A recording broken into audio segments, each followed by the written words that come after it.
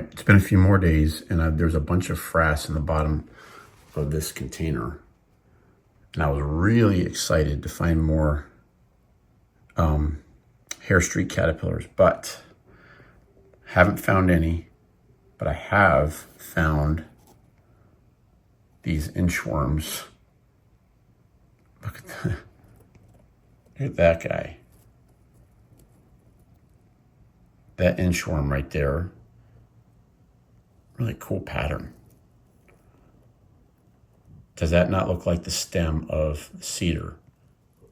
That is impressive. Anyway, he's the one that's making the frass. There's a couple of them in there. And we're going to raise them through and see what they turn out. I think I know what they are. I think it's a geometrid moth that eats red cedar. And it lives down here in South Florida. But we're going to raise it through and just see what they are. So pretty cool.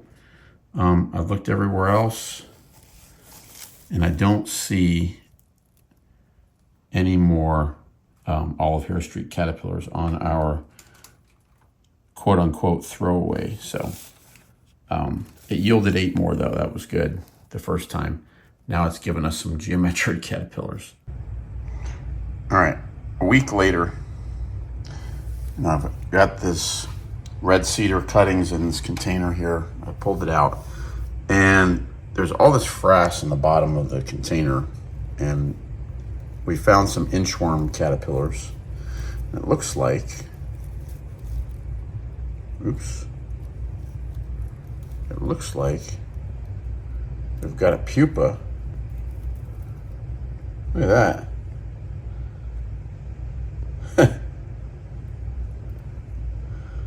That is an emerald green moth pupa right there. So that's cool. And we still have a caterpillar here too. So, you know, these guys are growing. Well, I don't know how much more this guy's got, but I'm probably gonna move him to a cup. He doesn't need a whole container. But we've got a pupa, which is good. I'll put that, where'd it go? Camouflage. I'll put this in a cup and wait until it emerges and see what it turns out to be. But that's pretty cool. We got some neighbors of our olive hairstreaks. This inchworm right here.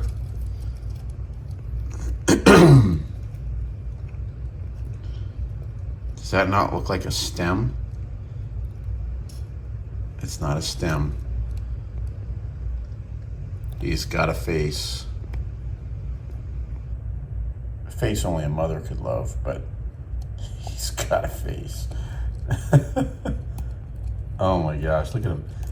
Look how he tucks his pro legs in and just sticks out like he's a part of the twig. That's pretty wild. And now he's gonna crawl. Let's see. Where you going, buddy?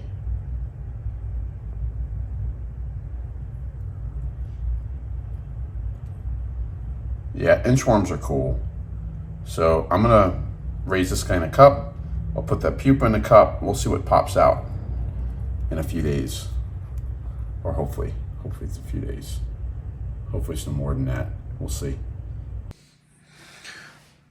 All right, guys, final pupa count. We've got 2, 4, 6, 8, 9, 10, 11, 12, 13, 14, 15, 16, and 1 caterpillar that is just late. And we also have pupa of our little geometrid moth friend. Now that is a wicked looking chrysalis right there. Look how it's actually a pretty structure there. Look at that thing. And I'll show you what that turns into. Our little inchworm makes that bright green chrysalis. Let me see if I can show it to you. Here is our red cedar geometrid moth right there. He just popped out. Let me see if I can get a name on that for you. But it's a pretty moth.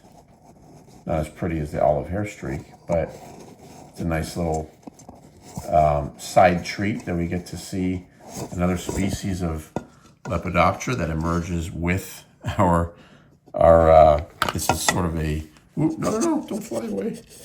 I want to photograph you, buddy. Relax, relax, relax. There we go. Relax, homie.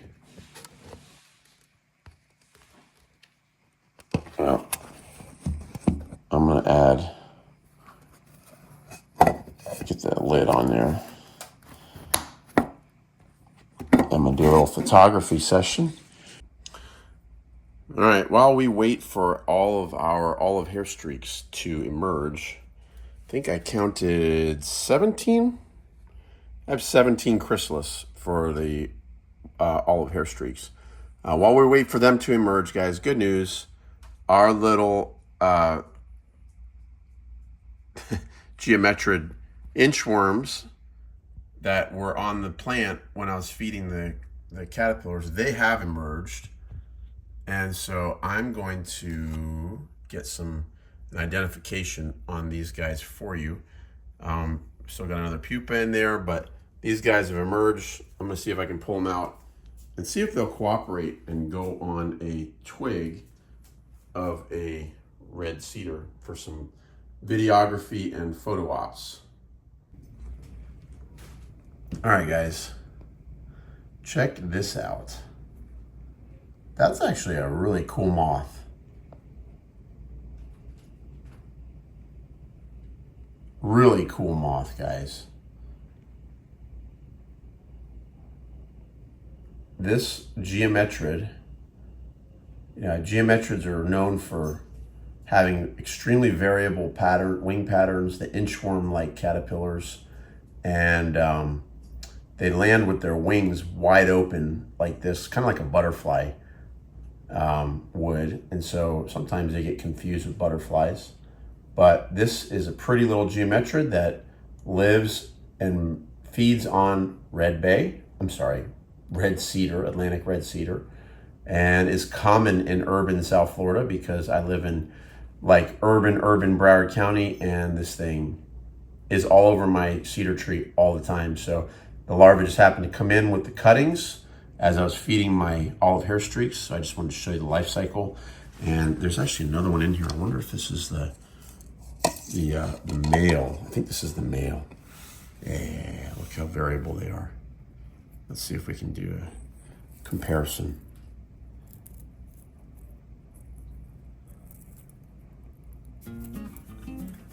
Yeah, see how they, that's actually a female. I lied, it's a female. But you can see how variable they are. Check that out. Crawl a little bit higher. Come on. Okay. So this guy here is like more of a gray color, and that band that goes across all the way across the forewing and hindwing is a little bit more pronounced. Actually, it's more pronounced on this one. This guy's like more orangish coloration. So, look at the underside coloration of this moth here. And the cool thing, it looks like he has a green proboscis. So, neato, man, neato. Love this. Love it, love it, love it. Thing kind of looks like a stealth bomber a little bit or something. It's actually a pretty moth. When you look at them fresh like that, they are quite beautiful. So, I actually love geometrids. They are very impressive creatures, for sure.